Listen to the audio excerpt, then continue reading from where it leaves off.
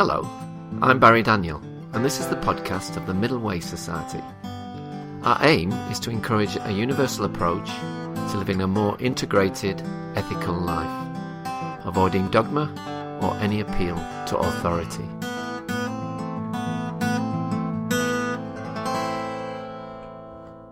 Our guests today are the philosopher Robert M Ellis, who is the chair of the Middle Way Society, Susan Averbach, an artist and a secular humanist rabbi, and Willie Grieve, a Zen Buddhist and former principal officer of the Save the Children Fund, Scotland. The topic of discussion will be faith. What it means, is it something we should be cultivating, and how it might relate to the Middle Way. Hello everybody, welcome to the Middle Way Society podcast. Hello. Hi, Barry. Hello. Could I maybe start with you then, Willie? What does faith mean to you? Well, I guess when I think of faith, the picture that comes into my mind is of something that a kind of space that I walk backwards into, which might sound a bit odd, but I think primarily for me it's a sense that there is a bigger picture, and I don't know, and I don't really need to know what that bigger picture is. It's simply a kind of sense that there's more to things than me and what somebody called the soap opera of my life. So I think one element is a kind of gaining of perspective. Yeah. And the second element, I think, would be a kind of trust. And again, that's hard to define, but I think that, there is meaning, that at root, all is fundamentally well. But in terms of what the meaning is, again, I don't seem to need to know. I think in my mind it links with what I understand in other religious traditions is sometimes referred to as the apophatic way, the way of not knowing, the via negativa, rather than the way of knowing or of certainty. So I think uncertainty and a kind of humility about that uncertainty would be a third element for me. Okay, well, thanks, Willie. What about you, Susan? What were your thoughts on what Willie said then? I don't know if you could relate that to what your views on faith are. Well, I'm not sure about a bigger picture, but since I'm a humanist and I'm agnostic and I'm not sure about whether there's a higher power, what keeps me going is a faith that people can take responsibility for the world, and that people have the capacity to recognize that they may need to change, or that there's a problem in society that needs to be fixed. And I actually think my faith is probably based on my cultural legacy of longing for the Messiah, which is the Jewish faith. Maimonides tried to create a creed, and one of his points, and people were very opposed to him doing this, so there was a lot of opposition within the Jewish world. But one of his articles of faith, I believe with perfect faith in the coming of the Messiah, and though he tarry, I will wait daily for his coming. But that turned into, in the modern period for many Jews, it turned into a longing for the world to get better, rather than waiting for a Messiah. It was wanting to bring in a messianic age. So many Jews became socialists and active in the labor movement. And that's how I see my faith, is that legacy of belief that people can make a difference and can make the world better. Would you say that belief is reinforced by experience, your own experience? Yes, that's a really good question. Because of the times I live in, and when I was coming of age, that was a time when the war in Vietnam was going on, and I was very active in the anti-war movement, and I believe we stopped the war, a combination of the Vietnamese won. But we protested. I mean, things could have escalated to a just much worse degree if it hadn't been for the power of thousands of people getting out in the streets and saying, no, we don't want to be fighting in Vietnam. So, and the women's movement, and I mean, I was active in political movements that I think really made a difference. So your view of faith then arguably can't really be separated from politics. Yes, it can, though. Okay. I mean, I at this point, I'm more apt to think people need to look within themselves to change, and that affects people around them. And it's not really political. It's more becoming more mindful and kind towards other people. And that may mean that, I mean, I don't think a person who sits and learns to be kind is any less effective in changing the world than a person who is involved in politics, changing things. But it would be lovely to try to combine it all somehow. But that's always changing.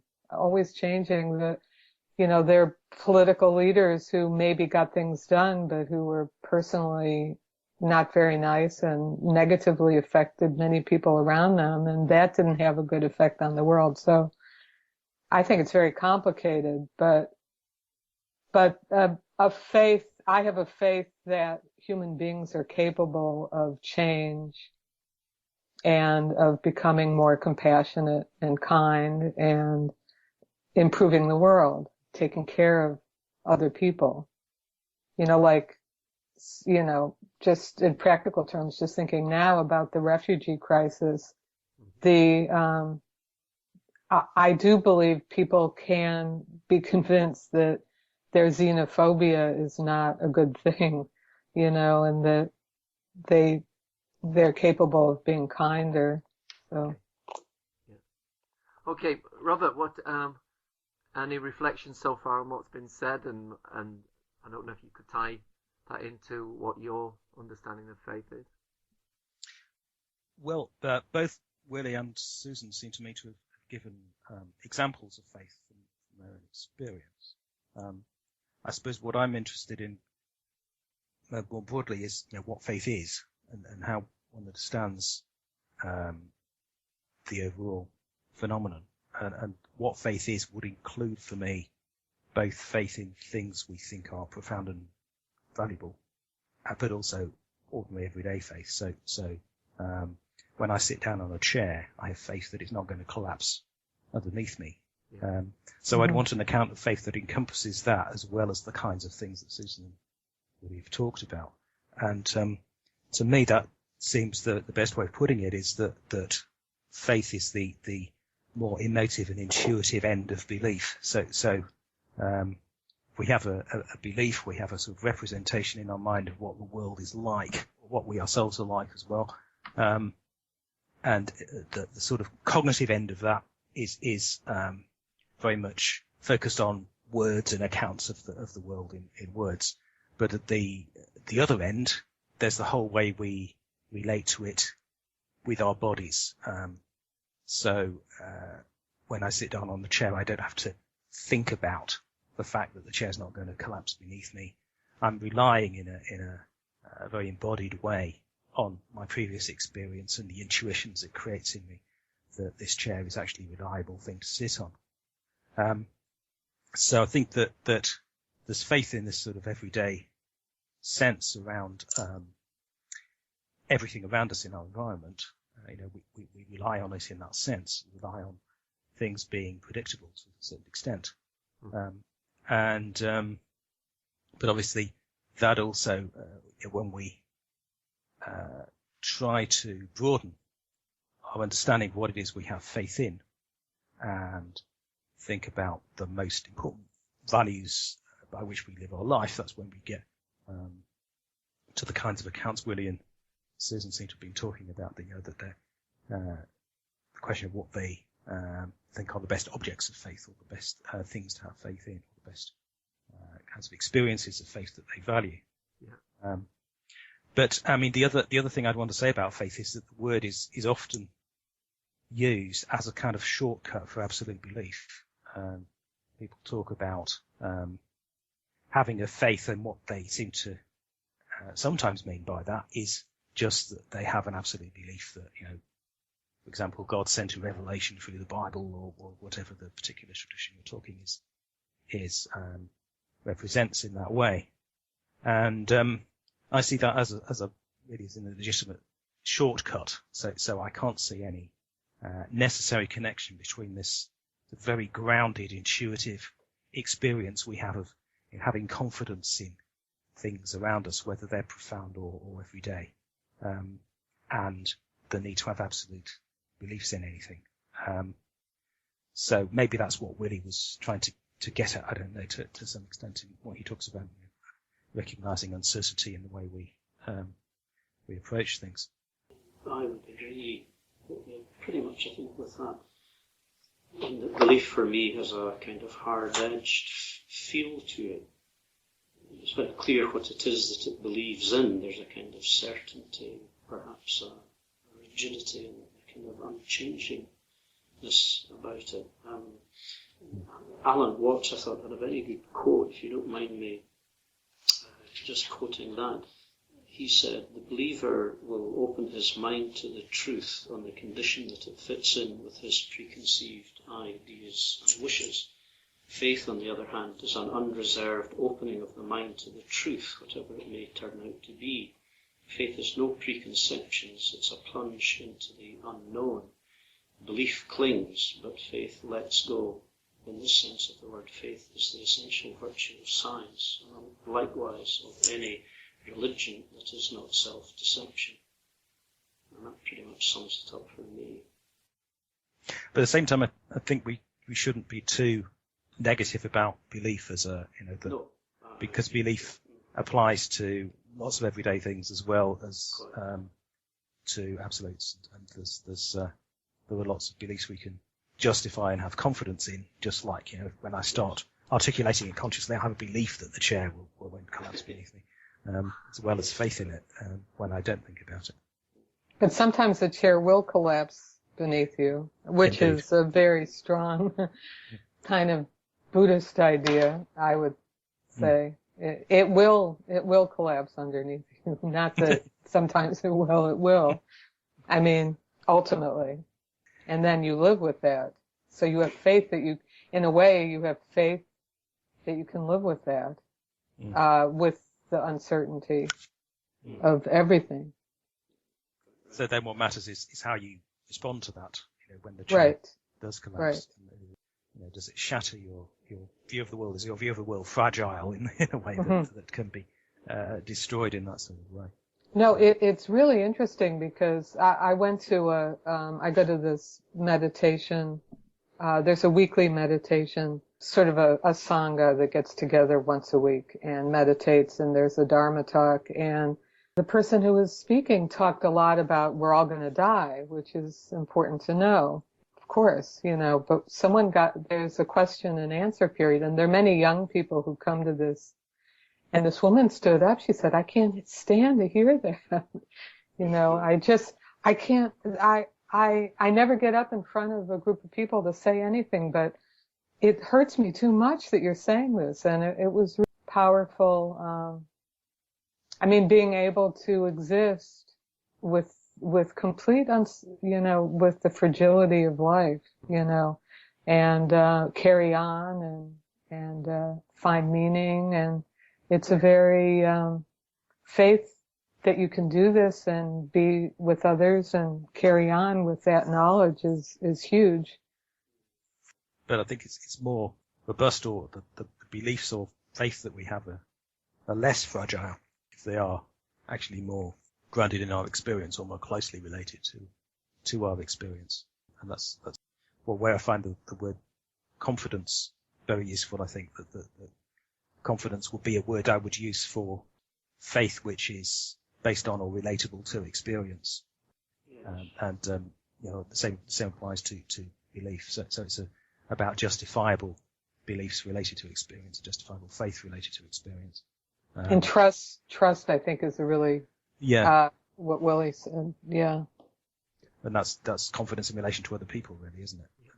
And they're both incremental terms, confidence and trust. You can have a lot of confidence that chair is not going to break on you. And would you say faith can be viewed in those terms as well, in an incremental sense?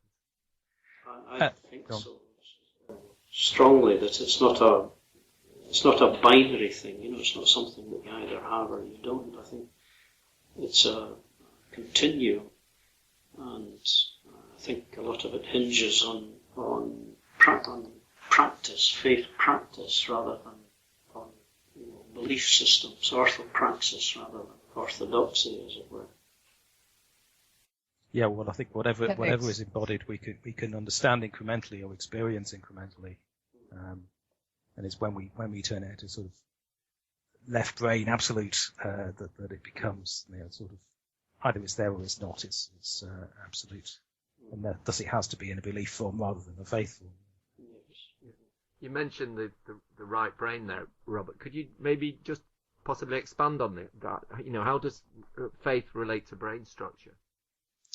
Well, I'd suggest that that's the difference between faith and belief, really. That belief is left brain dominant, so it takes the predominantly conceptual form of a representation of the world or of something. It could be yourself as well as the world.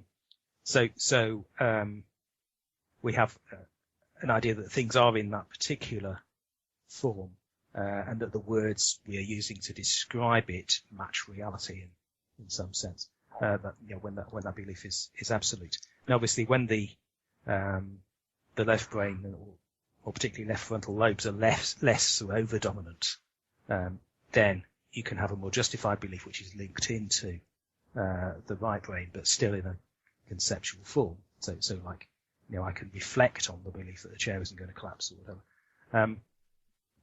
And then the right brain is much less linguistic. It tends to be more intuitive and more linked in with bodily experience. So faith seems to be an experience of, a predominantly right brain kind of function, as a wider sense that we have connected to our bodies. You're very familiar with Ian McGilchrist's work, Willie. What are your thoughts on that? Oh, pretty much in agreement with Robert.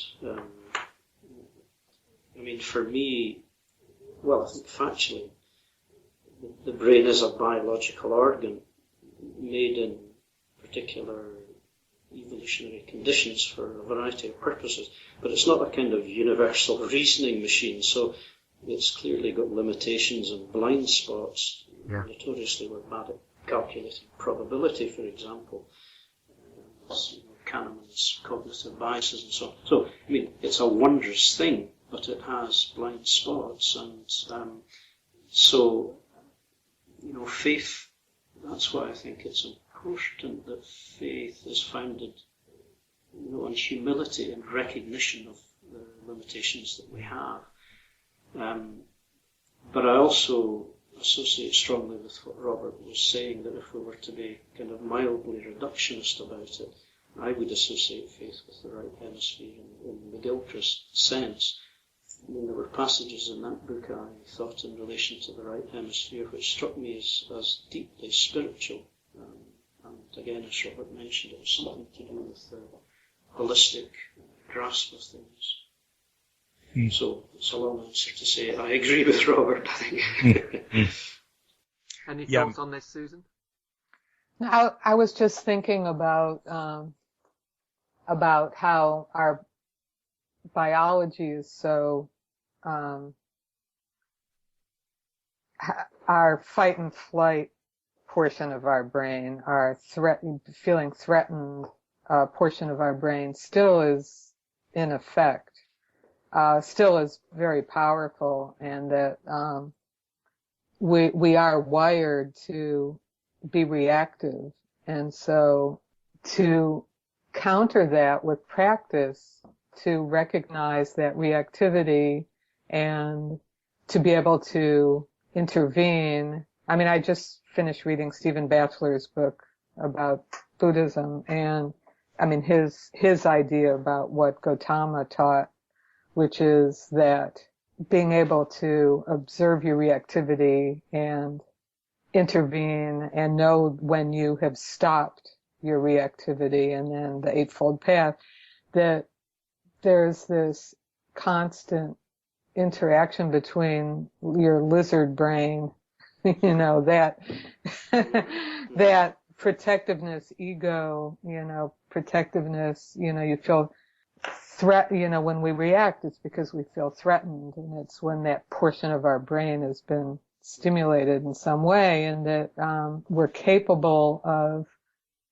of with practice to stop that reactivity, to recognize it, and to, in a way, it's like what I was talking about at the beginning, having faith that people are capable of doing this task of observing their reactivity and being able to intervene and move forward and have a more expanded view of humanity rather than just this self-protection mechanism that we're wired with, because we haven't evolved to a point where that's not there anymore. It's still well and functioning from my experience.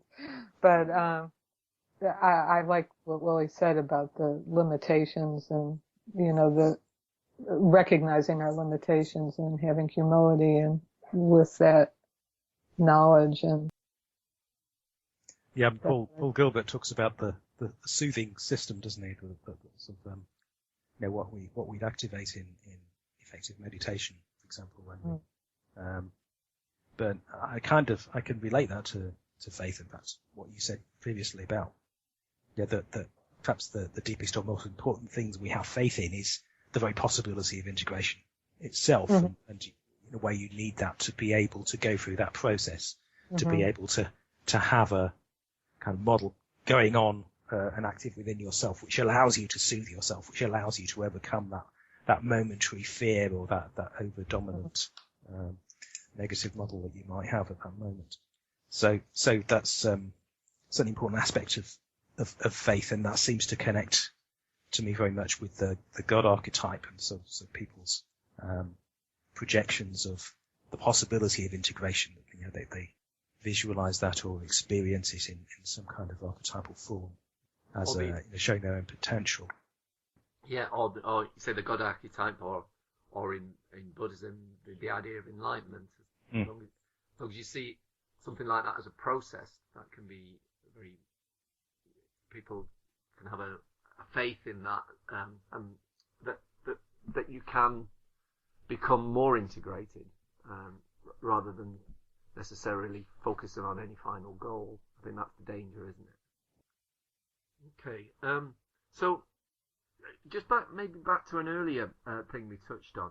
Do you think it's actually unhelpful that the world's religions are referred to as faiths? If so, what would be a more appropriate way of describing them? I don't know, or is that okay? Shall I start on that one?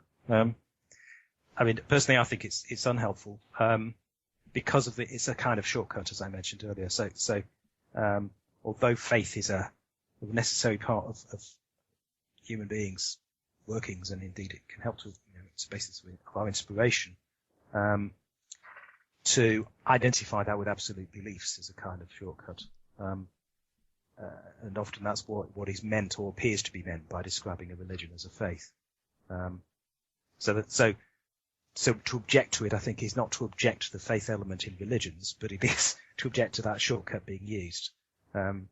So I think it would be well, what I tend to do or try to do is just to describe religions as religions, but at the same time also try and point out some of the complexity of religion, that religion isn't just a matter of belief, particularly of absolute belief, and that religion includes, has a lot of other dimensions to it, including stories and practices and archetypes and institutions and so on. And none of those are necessarily involved in absolute beliefs. They may be in practice in many cases, but not necessarily. About you, Susan, are you quite comfortable saying that you belong to the Jewish faith? This is somewhat academic for us to discuss whether we should call these faiths, because the world's going to call them faiths whether we like it or not, but Judaism in particular is not really a faith. It's a number of different practices. There are so many different versions of it, including the group I'm in, where the word faith would not come into it at all for any of the people in our group, but it's very practice oriented in the way that early Christianity was as well. The table fellowship, of early Christianity. It's more, you can have a room full of 30 atheists having a Passover Seder together, and they're practicing Judaism. So it's, faith doesn't work very well but it doesn't matter what I think. People are going to call it the Jewish faith, whether it is or it isn't. Yeah. So, Sometimes I think it's, somebody pointed out to me the difference between faith capital F and faith small f, and I suppose the kind of faith that means something to me is the small f faith. The capital F faith, I think, strays more into the kind of realm of orthodoxy and set beliefs. So you're using capital F faith as the kind of shortcut I was talking about, a kind of absolute belief in disguise kind of faith. Yes, quite. That's right. But when I got interested in Buddhism and began to practice, I would say that for me it was a kind of interesting ethical philosophy. And 15 or 20 years on, it's more than that. It's more than just a kind of philosophical approach to the world. There is a dimension which, I don't know how to describe it. I suppose I don't quite know how I would define religion, but it has a more religious sense to me. And maybe that goes back to the sense of this rather imprecise bigger picture or big don't know or something. But, so that all the terms to me seem very slippery. Mm-hmm. Yeah. This might be a good time. I took this quote from the Bachelor book, where he quoted Tillich, ultimate concern is the definition of faith.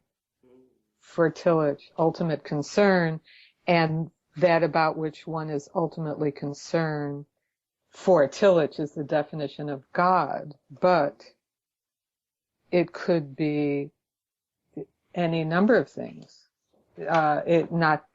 Adherence to sacred texts, submission to the authority of monastics and priests, performance of rites and rituals, participation in spiritual retreats, to articulate, frame, and enact ultimate concerns. I'm quoting Bachelor here. Secular critics commonly dismiss religious institutions and beliefs as outdated, dogmatic, repressive, and so on, forgetting about the deep human concerns that they were originally created to address. And I think, Robert, you were alluding to that. One can be religious in the sense of being motivated by ultimate concerns without ever engaging in any overtly religious behavior, just as one can be religious in the conventional sense merely out of habit or custom without being driven by an ultimate concern. And those who describe themselves as devout atheists are not entirely joking. Right. So, I think this is kind of along the lines of what we're talking about right now. Yeah, again, I suppose I feel that's a particular kind of faith. So it's faith in the God archetype, if you want to call it that, or the Buddha archetype, or however you want to label it. But faith is a broader thing than that. It's faith in all sorts of things that we could have, and also worry a little bit about the ultimate bit and whether we have to, whether our concerns need to be ultimate in order to contribute towards our engagement with that archetype and the other sort of deeper questions it raises.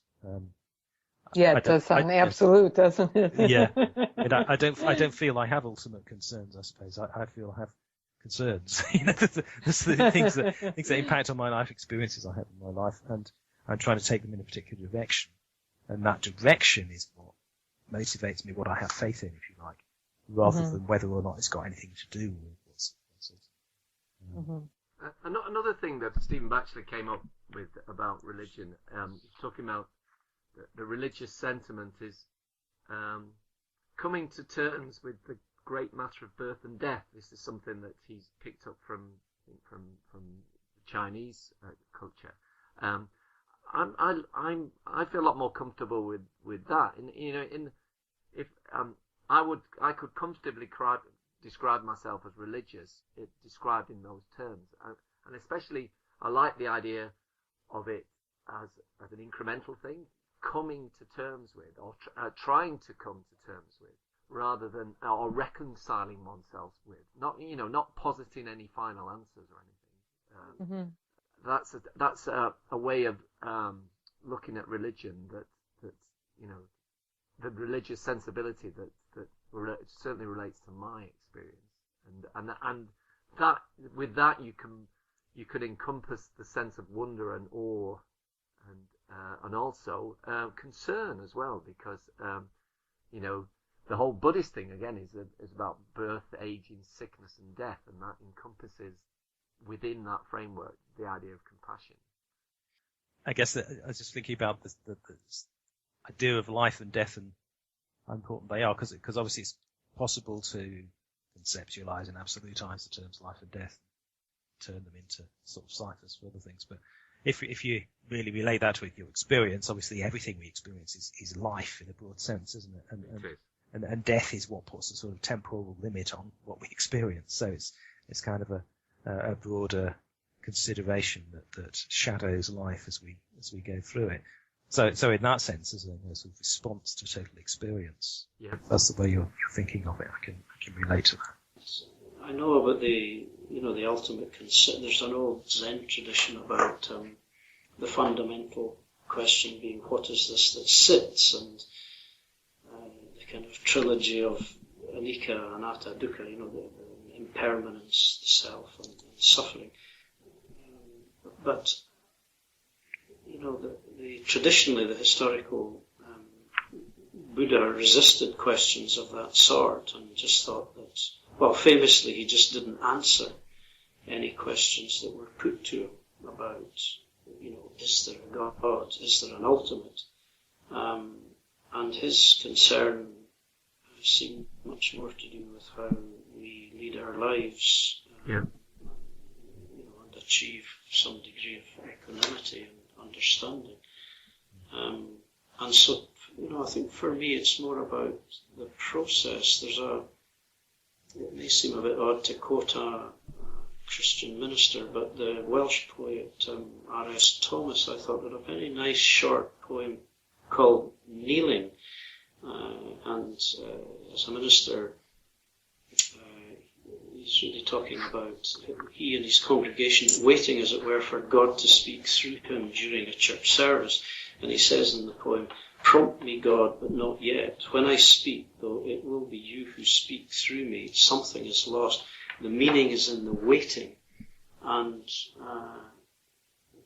that, to me, is the kind of the core of what I understand faith to be. It's a kind of a waiting, a willing, receptive waiting, or attending. You get the same sense from Eliot in his 4 quartets, that the faith and the love and the hope are all in the waiting. So, it's not as if you're waiting for some divine message to come through, but there's something in that sense of just being willing to be receptive, rather than kind of worrying about is there a God or what's the ultimate meaning of anything.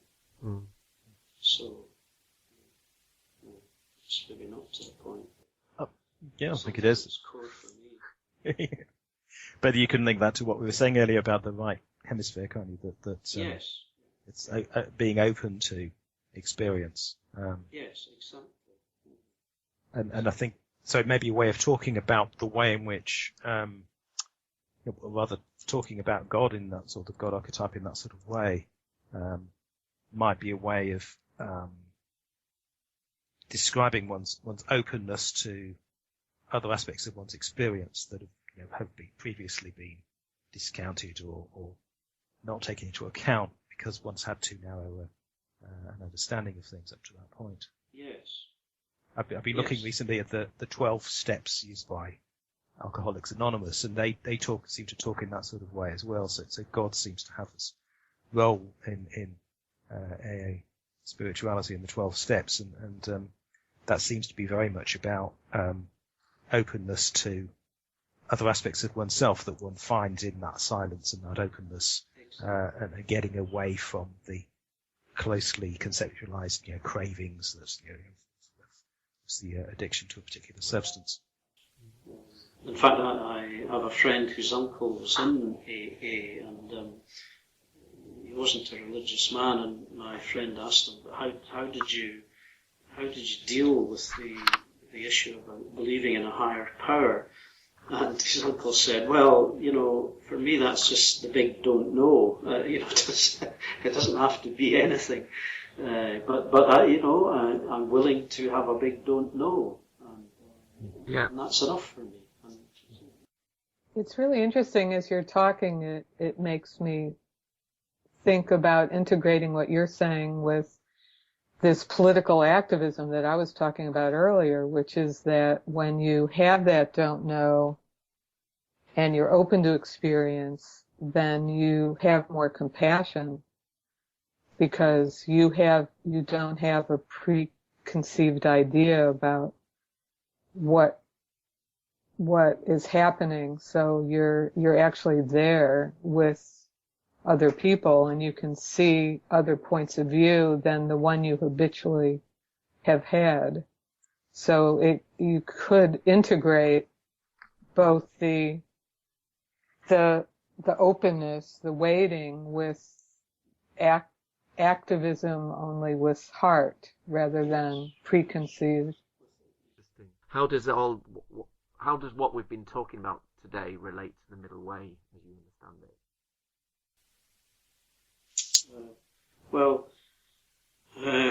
I think for me, the core of Buddhist practice, or so I've come to see it, is the abandonment of certainty.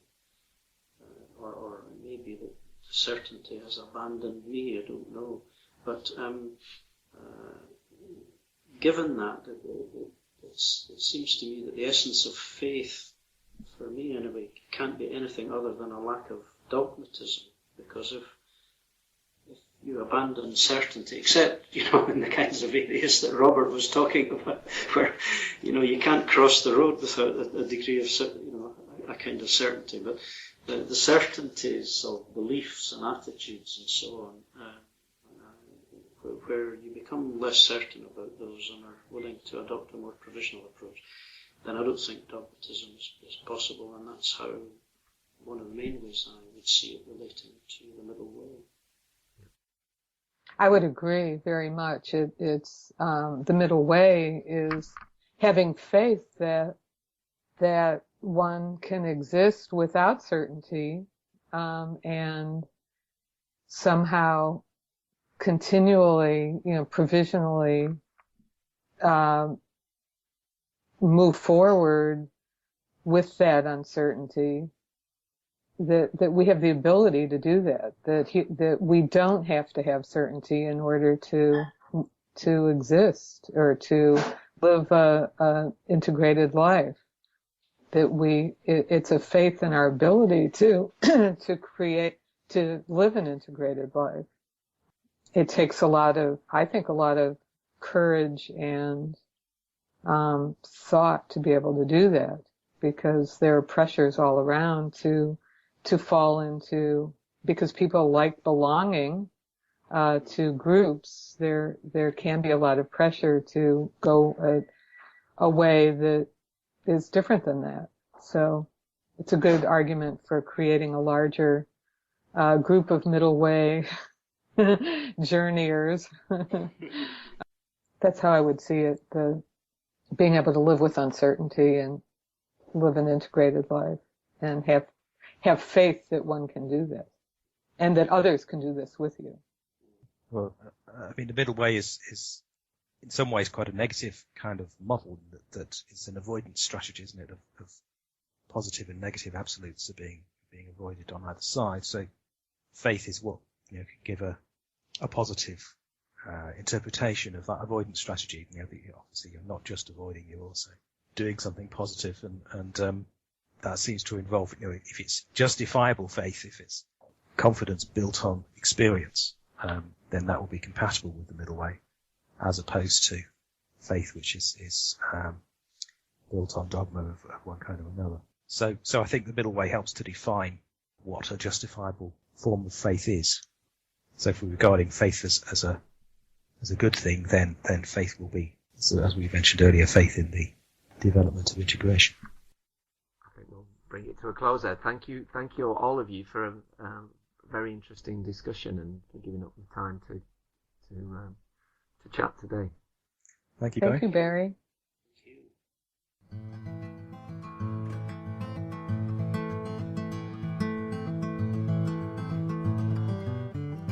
You can find out more about Middle Way philosophy at www.middlewaysociety.org.